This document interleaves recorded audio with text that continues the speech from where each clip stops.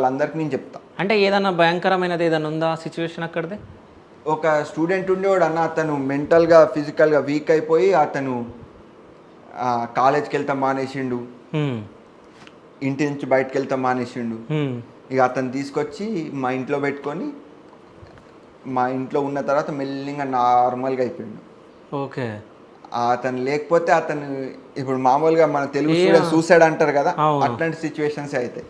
Okay. అయితే నేను అక్కడ ఒక పాలసీ పెట్టినా అన్న, ఎవరికన్నా సూసైడ్ అటెంప్ట్స్ గట్టా థాట్స్ వచ్చినాయి అనుకో నాకు మెయిల్ చేయండి, jagansai2023@gmail.com అని మెయిల్ ఇచ్చిన యాక్సెస్. ఓకే. 1 monthకి ఒకళ్ళు అలా ఇద్దరు మెయిల్ చేస్తుండే నాకు. ఏమని?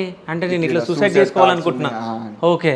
ఇక మనం దగ్గరుంటే వెళ్తుండే, ఎలా అంటే కాల్ చేసి సార్ట్అవుట్ చేస్తుండే, మెయిన్ ఏంటి ప్రాబ్లం ఏంటి, ఎందుకు థాట్స్ అట్లని. అట్లా మంచి మోటివేషన్ ఇస్తుండే, వాళ్ళే నాకు స్ట్రెంత్ అయిపోయిండు.